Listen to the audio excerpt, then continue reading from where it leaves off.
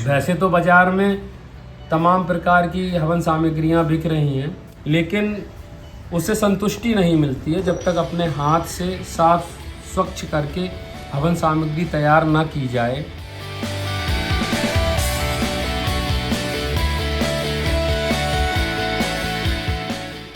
और ये वो तो 150-100 रुपये किलो मिल जाती है बाज़ार में, लेकिन इसका जब रेट निकालते हैं पूरी हवन सामग्री तो ये करीब करीब 1000 रुपये किलो से ऊपर इसका भाव पड़ता है।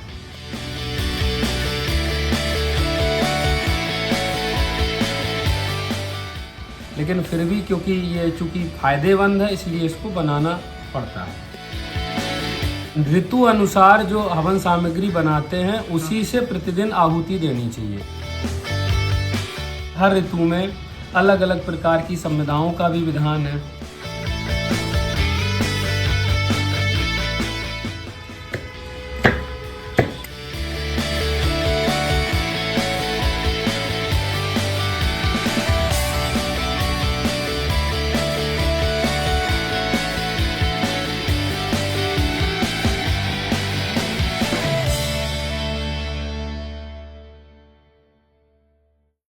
नमस्कार दोस्तों, एक बार फिर आपका स्वागत है वेब कुटुंब में। मैं रोहित कुमार पोरवाल आपको हाथ जोड़कर प्रणाम करता हूं।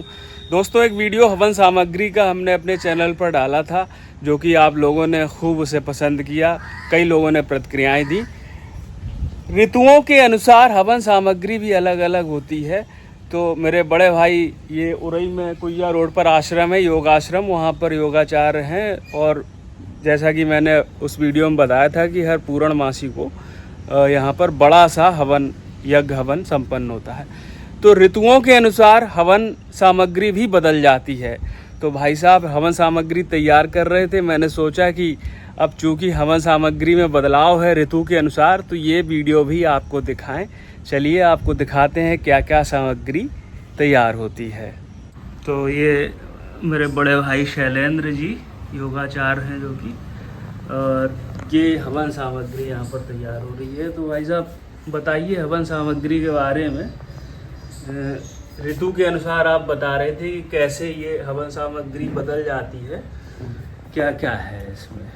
ऋतुओं के अनुसार हवन सामग्री 6 ऋतुएं होती हैं पारंपरिक रूप से हमारे भारतवर्ष में। वसंत ऋतु से शुरू होकर के बसंत ऋतु, ग्रीष्म ऋतु, उसके बाद वर्षा ऋतु। अब वर्षा ऋतु के बाद शरद ऋतु आ रही है।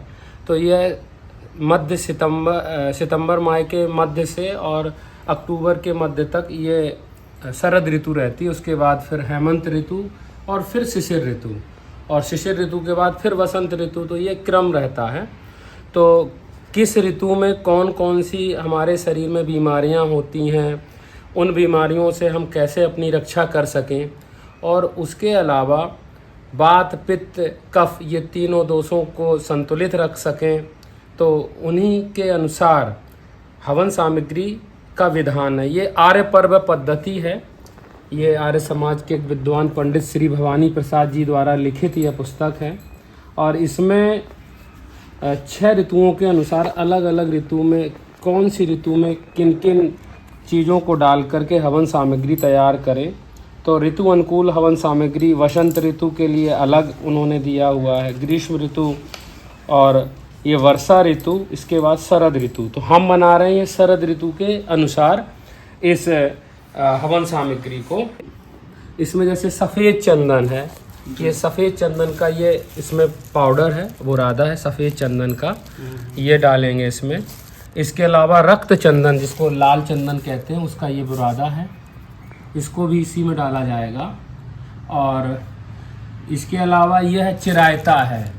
हालांकि ये क्वांटिटी में अभी ज़्यादा है, तो ये थोड़ी हवन सामग्री बना रहे हैं तो ज़्यादा रखा था, इसी से लगभग 100 ग्राम की मात्रा में इसमें डाला जाएगा। बाकी ये सब चीज़ों की मात्रा है। 100 ग्राम सफ़ेद चंदन है, 100 ग्राम ये रक्त चंदन डाला जाएगा। ये 250 ग्राम बाल झड़ है, इसको जटामासी भी बोलते हैं। और ये पित्त पापड़ा है 150 ग्राम, ये पित्त पापड़ा है ना। और इसमें करीब करीब 150 ग्राम चिरायता डाला जाएगा, 250 ग्राम किशमिश भी डाली जाएगी इसमें। ये कपूर कचरी है, वजन में ये 150 ग्राम है। किसमें से एक हरी आती है, एक लाल, तो ये कौन सी वाली है? ये सामान्य किशमिश है, जो इसमें इसका कोई वो नहीं रहता है कि हरी है कि लाल है, किशमिश है। अच्छा। कपूर कचरी इसमें डाली जाएगी। इसमें ये गूलर के फल, वैसे गूलर की छाल भी डाली जाती है, लेकिन ये गूलर के सूखे हुए फल हैं उसके, तो गूलर के फल हैं। दालचीनी है, दालचीनी है इसमें। दालचीनी थोड़ा दिखा। हाँ ये है, ये 50 ग्राम दालचीनी है इसमें। ये तेज पत्र है, पत्रज भी बोलते हैं इसको, तेजपात या पत्रज के नाम से इसको जाना जाता है। सब्जियों में लोग, ये कुछ चीज़ें तो ऐसी हैं जो हम लोग घरों में मसालों में प्रयोग करते हैं। तो ये देखो तेज पत्ता, यहाँ लोकल भाषा में पत्रज बोलते हैं इसको। ये अश्वगंधा है, मात्रा में ये 50 ग्राम होगा। ये कपूर है, देसी कपूर है, तो इसमें से करीब 50 ग्राम इसमें मिलाया जाता है, लेकिन 3-4 चीज़ें इसमें कपूर है, खांड है और घृत है। ये तुरंत के तुरंत जब हवन किया जाता है तब मिलाया जाता है, बाकी चीज़ों को मिला के रखा जाता है। तो ये कपूर हो गया। ये हो गया आपका मोचरस, ये मोचरस रखी हुई है। ये ताल मखाना है, देखो ये ताल मखाना। ये शुद्ध गूगल है, शुद्ध गूगल है। और ये जायफल, करीब 100 ग्राम जायफल इसमें डाले जाएंगे। ये इंद्रजौ है, इंद्रजौ, हाँ। और इसके बाद ये नाग केसर है, नाग केसर। इसके बाद ये शीतल चीनी, इसको कबाब चीनी या शीतल चीनी के नाम से जाना जाता है। किसी को सर्दी खांसी आ रही हो तो उसमें 1-2 दाने इसके मुंह में डाल लो तो बहुत इसका जो है ये मिठास। काली मिर्च से अलग है क्या? हाँ ये नहीं, काली मिर्च नहीं है, ये शीतल चीनी है, कबाब चीनी भी इसको बोलते हैं। जैसे जैसे ये मुख में घुलेगी ये अपनी मिठास देने लगेगी, ठंडक देगी, शीतलता।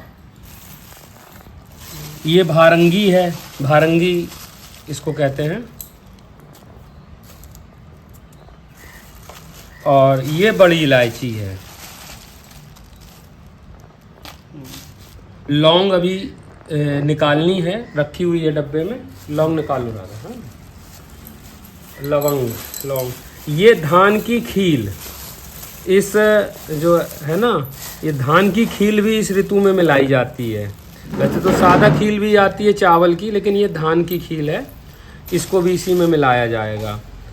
और इसके अलावा अभी लौंग है वो डाली जाएगी। अभी इन सब चीज़ों को साफ करके कूट पीस करके सबको मिला दिया जाएगा। इसमें क्या है ये इस थाली में? ये हाँ, इसमें वो है बहेड़ा, बहेड़े को कूट करके, ये बहेड़ा है। और ये बेल का गूदा है, बेल फल होता है ना, उसका गूदा है ये। अच्छा। हाँ, तो ये कूटा गया है क्या ये? हाँ, अभी कूटा गया है, उसको और महीन करके फिर मिलाया जाएगा।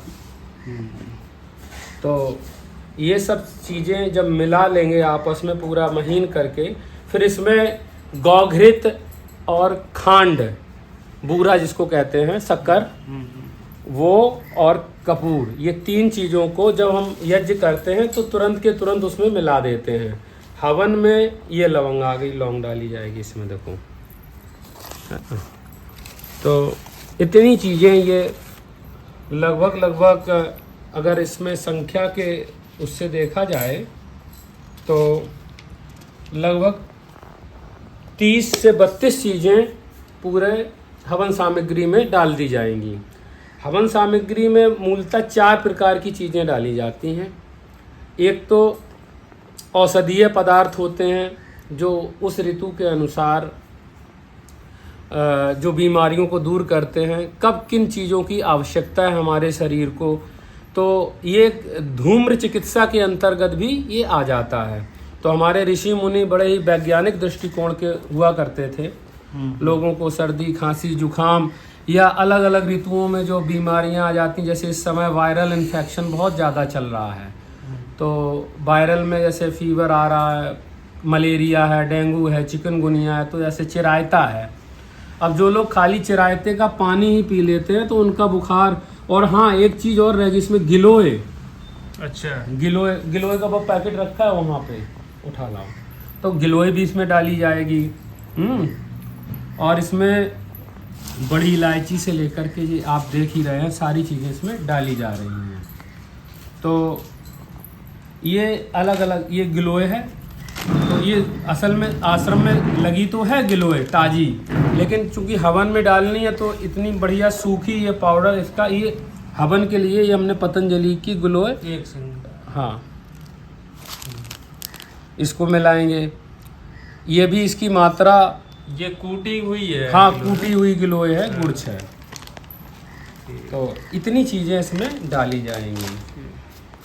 तो ये प्रतिदिन जो यज्ञ करते हैं, दैनिक यज्ञ, दैनिक यज्ञ में हम जब अपने हाथ से ही हवन सामग्री बना करके इसको जो है इससे हवन किया करते हैं। वैसे तो बाजार में तमाम प्रकार की हवन सामग्रियां बिक रही हैं, बहुत सी कंपनी हैं, हर कंपनी गोल्डी, MDH, पतंजलि और कई कंपनियों की हवन सामग्रियां आती हैं, लेकिन उससे संतुष्टि नहीं मिलती है जब तक अपने हाथ से साफ स्वच्छ करके हवन सामग्री तैयार ना की जाए।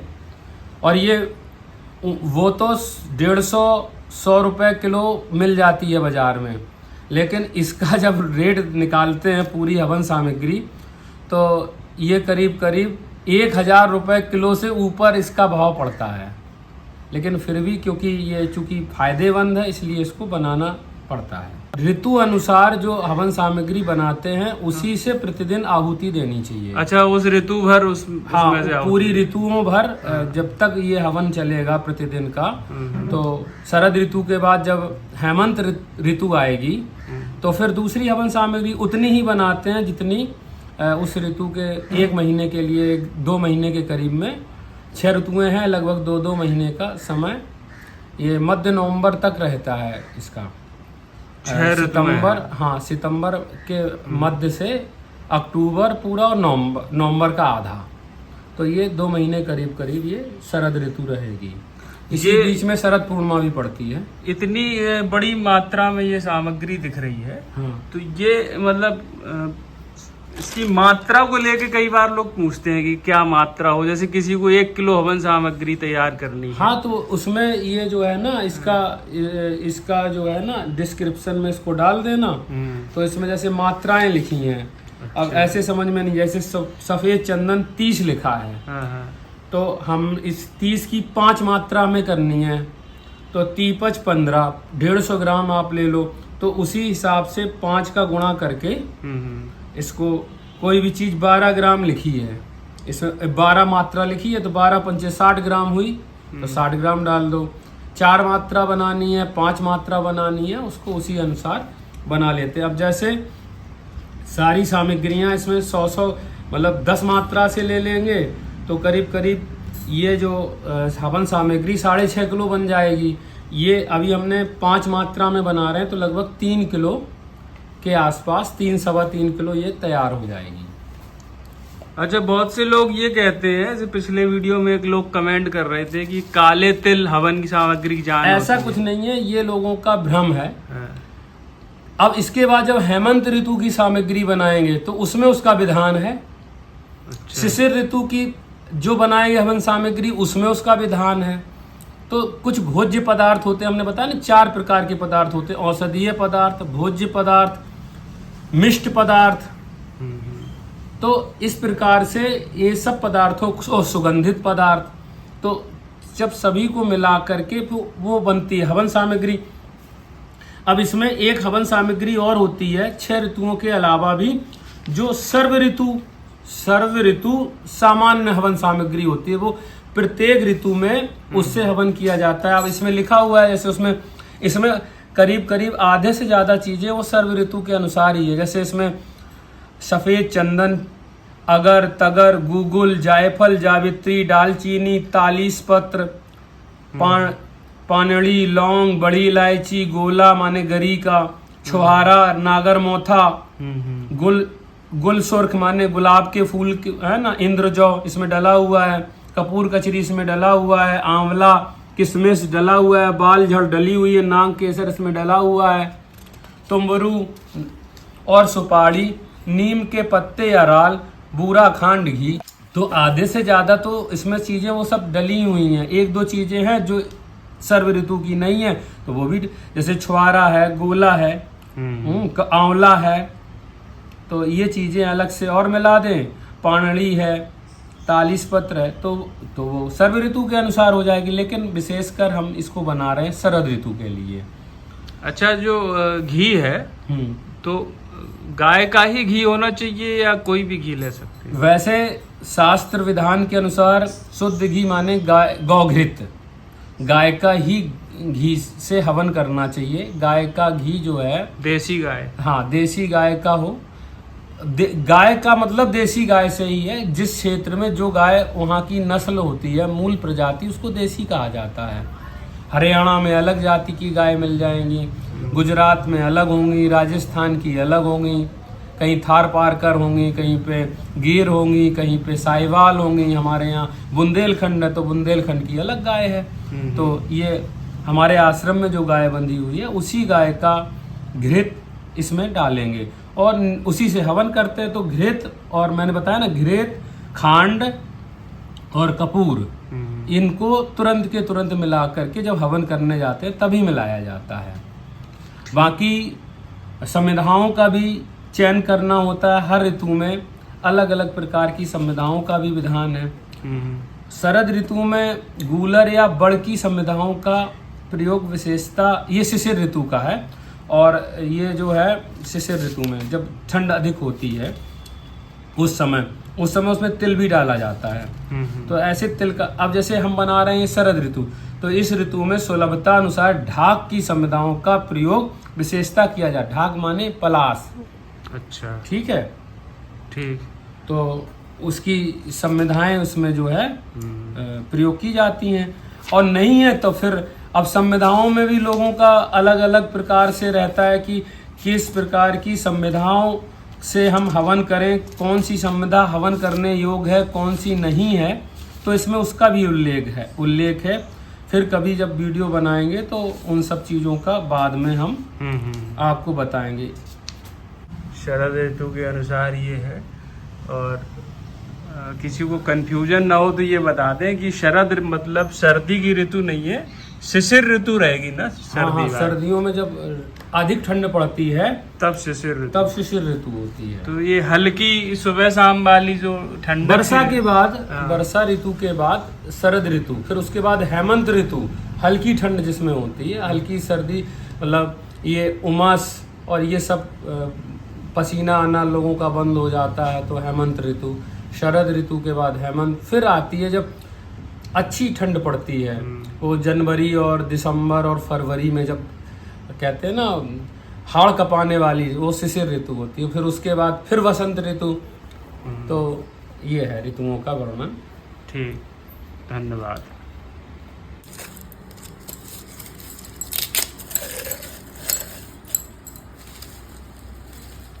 तो ये जो हवन सामग्री है ये पीसी जाती है मिक्सी में? हाँ मतलब मिलाने के लिए। अच्छा। अब मान लो इतने बड़े ये गूलर के फल हैं तो इनको जब छोटा करने के लिए अब आधुनिक जमाना है तो मिक्सी का प्रयोग हो जाता नहीं तो कूटना ये खरल इमाम बदस्ता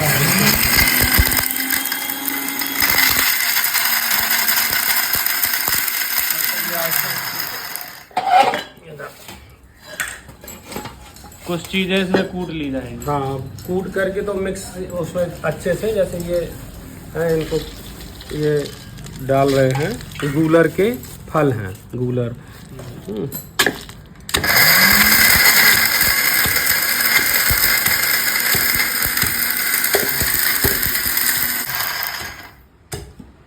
तेज पत्ता जे का पिसरो तेज पत्ता और बहेड़ा बहेड़ा ठीक मिला करके पीसे जाएंगे ना खाली पत्ता पिसेंगे नहीं। मतलब जो छोटे साइज की चीजें हैं वो नहीं पीसनी, वो ऐसे ही डल जाएगी। वो ऐसे ही डल जाएगी। अब यह सुगंधा है, इसको डालना पड़ेगा कूट करके, महीन करके या मिक्सी में।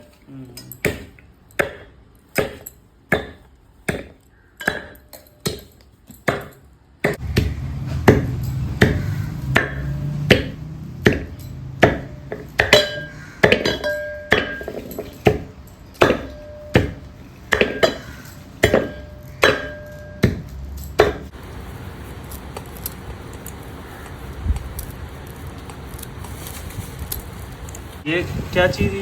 अगर बोलते हैं। हाँ अगर लकड़ी है की? हाँ लकड़ी, अगर तगर ऐसे होती है ना, तो ये इसमें इस मौसम में अगर की लकड़ी डाली जाती है। अच्छा, काली लकड़ी होती है। ठीक।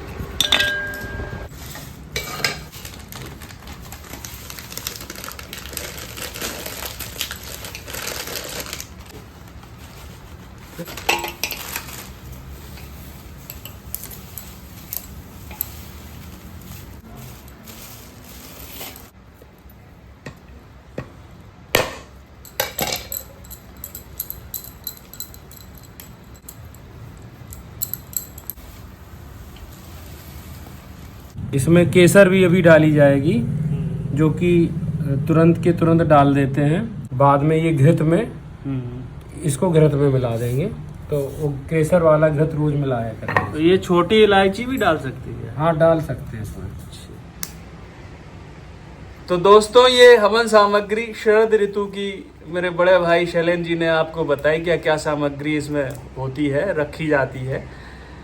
आपकी क्या प्रतिक्रिया है कमेंट सेक्शन में लिखकर हमें बताएं, और अगर आपको कोई और जानकारी है तो आप साझा कर सकते हैं। वीडियो आपको कैसा लगा लाइक करें, खूब शेयर करें, और अगर अभी तक आपने हमारे चैनल को सब्सक्राइब नहीं किया है तो सब्सक्राइब ज़रूर करें। वीडियो देखने के लिए बहुत बहुत धन्यवाद।